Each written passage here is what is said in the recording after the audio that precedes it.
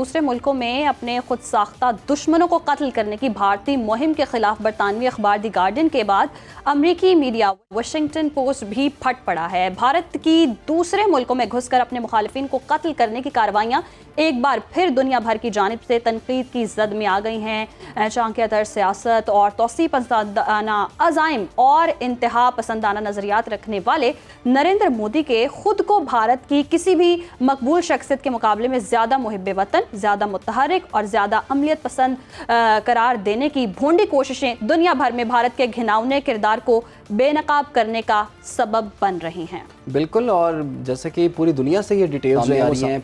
पहले एक अखबार था मगरबी मीडिया का द गार्डियन, उसने ये मामला उठाया था। अब हम देख रहे हैं कि वाशिंगटन पोस्ट ने भी इस मामले को उठाया और पूरी दुनिया में इस वक्त भारत जो है ना वो उसको सुबकी का सामना करना पड़ रहा है। इसी पर बात कर लेते हैं। हमें ज्वाइन कर लिया है ब्रिगेडियर मसूद खान साहब ने। ब्रिगेडियर साहब, आपके वक्त का बहुत शुक्रिया। ब्रिगेडियर साहब, अब तो दूसरे मगरबी अखबार ने भी इस मामले को उठाया है और जैसा कि हमने देखा कि कनाडा हो, अमेरिका हो या बरतानिया, तो भारत की इन्वॉल्वमेंट मुख्तलिफ जराइम में हमें देखने को मिल रही है। और अब ख़ास तौर पर पाकिस्तान के अंदर जो वाक़यात हो रहे हैं उसके भी ताने बाने भारत से ही मिलते हैं। तो ये क्या सिर्फ ये रिपोर्टें ही सामने आती रहेंगी या इंटरनेशनल कम्युनिटी कुछ जागेगी और भारत के खिलाफ इक़दाम भी किए जाएंगे? जी हाँ, बहुत शुक्रिया। देखें कि एक तो ये चीज़ एस्टेब्लिश है कि इंडिया ने पाकिस्तान को कभी भी इंडिपेंडेंट सोवरेन स्टेट एक्सेप्ट ही नहीं किया और वो समझता है कि इनके हेजमोनिक डिज़ाइंस में जो बड़ा ऑब्स्टिकल वो पाकिस्तान है।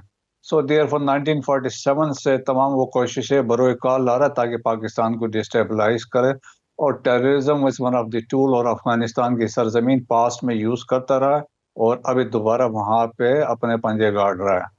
और देखें कि और फिर जिस तरीके से ट्रांसनेशनल रिप्रेशन में हमने देखा, जिस तरीके से जब हरदीप सिंह निज्जर का असैसिनेशन हुई, फिर उसके बाद वहाँ उससे पहले भी रूप धवन सिंह था, वो भी कनाडा में मारा गया था। एक अवतार सिंह खांडा था, वो यूनाइटेड किंगडम में मारा गया। और पंजाब लाहौर में देखें परमजीत सिंह पंजवर था जो पाकिस्तानी सिख था, वो मारा गया था। और इसके अलावा पन्नू के असैसिनेशन का जो प्लॉट था वो पकड़ा गया अमेरिका में और उसका अभी तो वो केस उसका चल रहा है। सो ट्रांसनेशनल रिप्रेशन में terrorism across beyond the borders उसमें है। अभी इंटरनेशनल कम्युनिटी मान गई है कि इंडिया इन्वॉल्व है। और सेकेंडली ये पाकिस्तान की बात आती है तो देखें कि द गार्डियन ने भी डिटेल स्टोरी कैरी की थी। उन्होंने मेंशन किया था 22 के करीब जो कश्मीरीज हैं जो बहुत अरसा पहले पाकिस्तान आए हुए थे, यहाँ सेटल हो गए थे, एक्टिविस्ट थे, लेकिन इंडिया मुखालिफ नज़रियात थे, तो उनको भी ढूंढ के उनको भी फॉरेन मर्सनरीज जो लोकल्स थे उनको हायर किया। कुछ अफगान थे, अफगान वेपन के साथ उनको असैसिनेट करवाया। और पिछली जो हमारी जो केयर टेकर गवर्नमेंट थी उसमें इन्होंने जब मोफा ने एक्सपोज किया था कि जो हमारे एक खालिद लतीफ़ और एक रियाज की जो असैसिनेशन हुई उसके तमाम सबूत थे, इंडियन उसमें जो कनेक्शन एस्टेब्लिश हुआ था। और बाकी भी जितने पाकिस्तान के अंदर है, चाहे वो जौहर टाउन का ब्लास्ट था या सिखों के असैसिनेशन जहाँ पेशावर में हुई, तो इसमें इंडिया का हाथ है। लेकिन इंटरनेशनल कम्युनिटी को अब ये रियलाइज करना चाहिए क्योंकि देखें इंटरनेशनल कम्युनिटी मेनली जब हम बात करते हैं अमेरिका की, किसी तरह रियलाइज हो भी चुका है, शवाहिद भी मौजूद हैं और इनकी भोंडी साजिशें हर जगह अब सामने आ चुकी हैं। लेकिन फिर भी भारत पर असर क्यों नहीं हो रहा? आलमी दुनिया से अगर आवाज़ें भी उठती हैं लेकिन उस तरह से खातिर खा कोई ना कोई हिकमत अमली अपनाई जाती है इनको कंट्रोल करने में, तो भारत को फिर कंट्रोल कैसे किया जा सकता है? देखें, ये मैंने कहा कि नेशनल इंटरेस्ट की गेम है यहाँ पे। अभी तो एस्टेब्लिश हुआ है कि इंडिया ऐसा कर रहा है। तो जेक सेल्वन जो उनका नेशनल सिक्योरिटी एडवाइजर है उसने एक स्टेटमेंट दी थी जब ये चीज़ें एस्टेब्लिश हुई कि regardless of the country we will defend our principles और हम इसको केस को परसू करेंगे। लेकिन एट द सेम टाइम आप ये देखें कि जो साउथ एशिया में India is acting as a policeman of United States. जिस तरह पाकिस्तान के अंदर सी पैक को टारगेट किया जा रहा है, चाइना को कंटेन करना चाहते हैं, तो वो वजह से एट टाइम्स ये चीज़ें इग्नोर कर देते हैं बाय डिज़ाइन ताकि उनके वो मकासद वो इंडिया के थ्रू हासिल हो सकें। अब पाकिस्तान के पास एक केस बनता है, जिस तरीके से गार्डियन ने लिखा, वाशिंगटन पोस्ट ने लिखा है, तो एक डोजियर बनता है। पाकिस्तान पहले 5 डोजियर जमा करा चुका है, लास्ट वाज इन 2022, तो हम एक और डोजियर जमा करा सकते हैं। We can go to International Human Rights Council जो है, वहाँ जाके बता सकते हैं कि ये यहाँ पे चीज़ें हो रही हैं। यूनाइटेड नेशन सिक्योरिटी काउंसिल में अभी हम रिसेंटली आज मेंबर बने हैं, तो वहां पे हम रेस कर सकते हैं of Indian involvement in terrorism in Pakistan.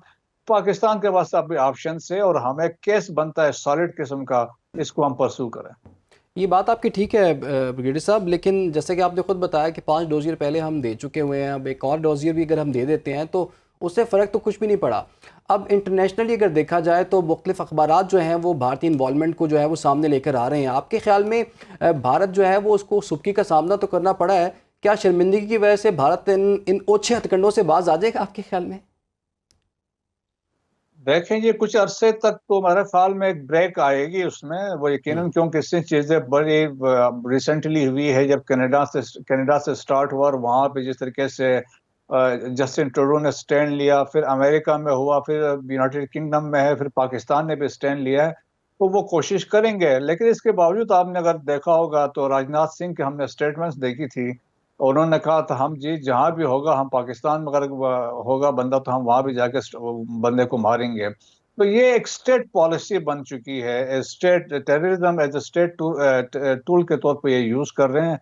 लेकिन मेरे ख्याल में इसको हमें हाईलाइट करना चाहिए इंटरनेशनल फोरम में, ताकि ये चीज़ें रिकॉर्ड पे आ जाएं कि इंडिया के किस तरीके से इन्वॉल्वमेंट है। और फिर देखें ना कि अभी रिसेंटली बहुत सारे वाकयात इंडिया में हुए हैं यूरेनियम के, जो ओपन मार्केट में सेल हो रहे थे। तो बहुत बड़ा सीरियस इशू, अगर खुदा न खास्ता यही पाकिस्तान में होता, आप देखें कि क्या सिचुएशन यहाँ पर डेवलप हुई होती। तो वो इंटरनेशनल जो कम्युनिटी के डबल स्टैंडर्ड्स भी है, जिसे मैंने कहा नेशनल इंटरेस्ट की बात है, तो वो ये सारी चीज़ें अकॉर्डिंगली ये चलती रहती हैं। लेकिन पाकिस्तान को अपना डिफेंड करना है, अपनी सॉवरेनिटी और टेरिटोरियल इंटीग्रिटी के लिए हमने किसी चीज़ पे कम्प्रोमाइज़ नहीं करना।